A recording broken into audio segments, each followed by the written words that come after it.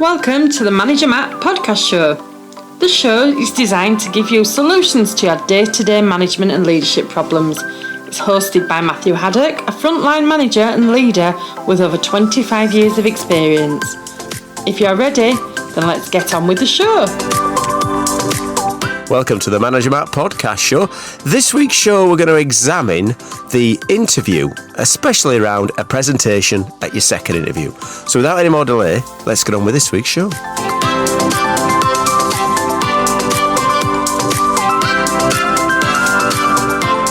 Welcome to this week's show. I hope you're all doing well. I hope you're delivering through others and getting the results you want in your management and leadership careers. As with careers, we are going to face into interviews.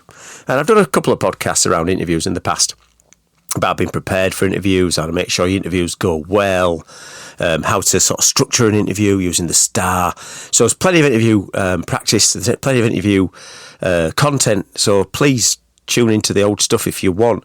This week, I just want to explore something that we may face, or you may not face, but a lot of time you're facing it with, and it's the idea of, at your career, you're going to get to a second interview, some call it a final interview, where they may ask you to do a presentation. So they may say, well, give a presentation. And the idea of that presentation is to really see what you can firstly build and structure, and what your ideas are around the subject, and also how you deliver it, how you're confident in front of people. Because when you get into a senior position and senior leadership roles especially, you are going to have to influence a lot more people. So you're going to have good presentation and good influence skills. It makes a lot of sense, doesn't it?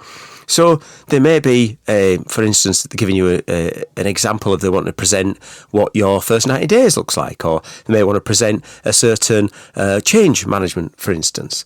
Now, don't worry, usual for you to be nervous.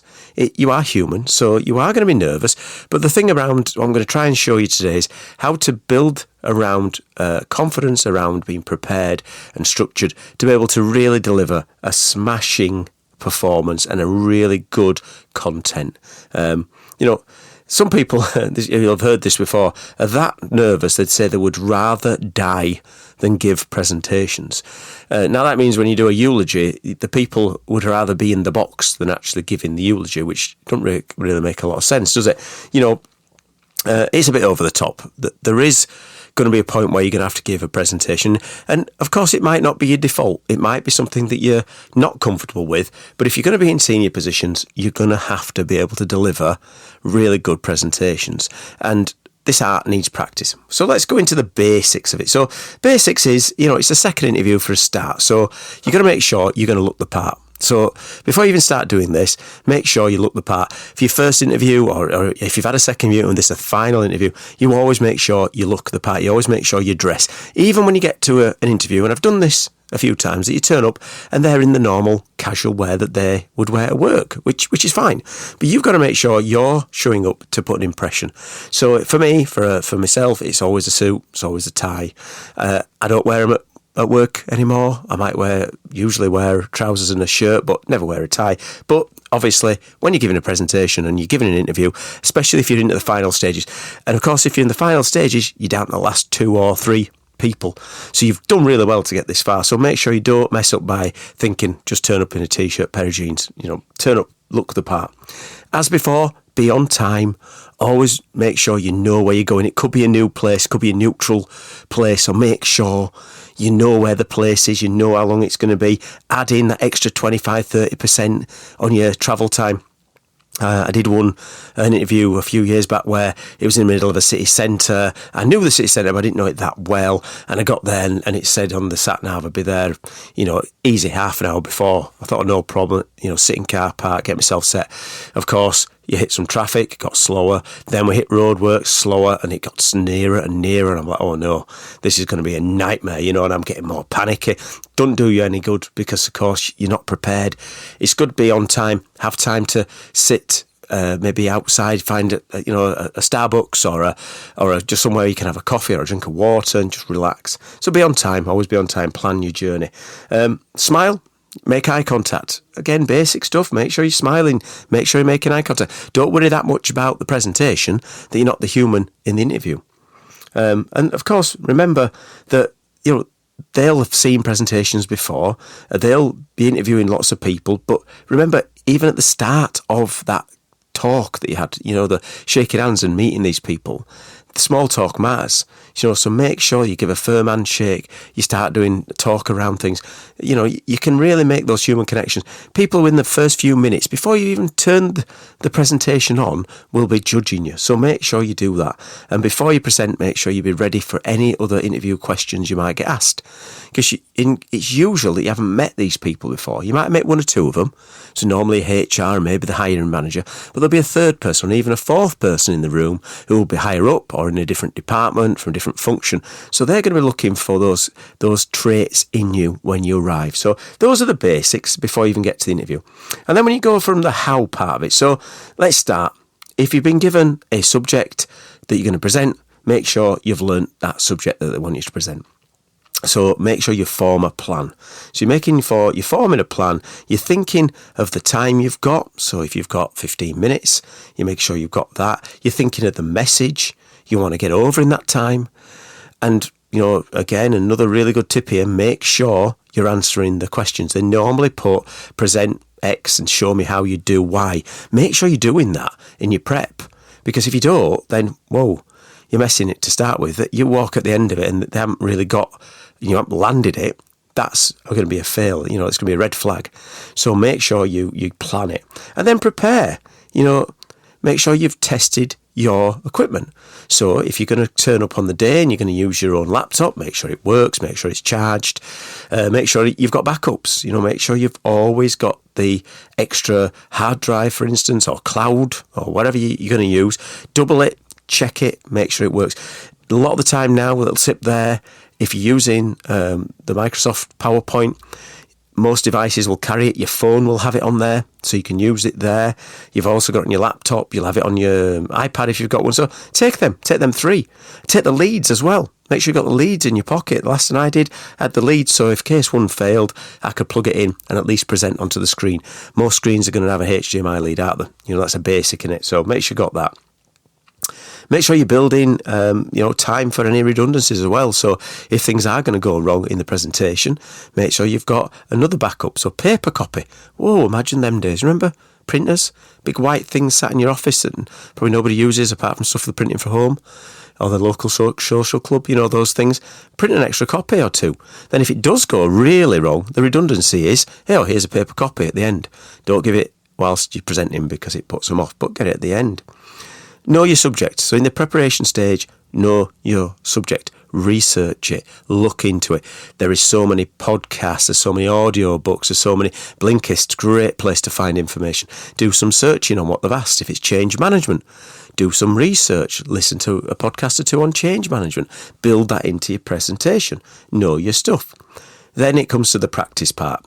And you know exactly what I'm going to say here. Practice, practice, practice. Run it through. Don't just try and wing it. Run it through. Listen to it back. If you can, record it. Microsoft again, and I'm not sponsored by Microsoft, but if you go into it these days and you go into the new version of the PowerPoint, it's actually got a tutorial in there that'll tell you you're doing the right things. It will record it and give you live feedback. But there is also other things you can use, like other people, loved ones, family, friends. It's much, much harder. I'll tell you this for nothing, because it's free, this podcast. It's much, much harder to sit there and present to your wife or your other half or your family. They are the worst for presenting to. They're really hard. You feel much more nervous doing them. So if you can nail it in front of them, that's fine. But practice it, practice, practice. Run it over, time it, make sure it's right. And what are your points? Back to those points, what you're trying to deliver. Make sure at the end of it, you've delivered the points you want to do. You're making sure you're keeping it simple, but you're making sure that the points are there, they're strong. People will always remember the start, so make sure you get a really good, solid start. They'll always remember the end. So again, finish strongly. But of course, in those times, repeating what you've done. So if you're looking at the traditional way of doing it, it's all around that, what will that person remember? Will they remember what you've delivered? Will they actually take it away and within 5 minutes actually remember what you were saying, so that you can actually walk away and think, yeah, that's worked. Now, to support that, think of the structure. So how are you going to structure this?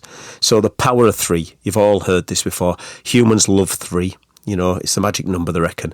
So you make sure you've got 3 bullet points. If you need to go more, go to 5, but don't do any more than 5. And on a slide, definitely keep it as minimal as you can.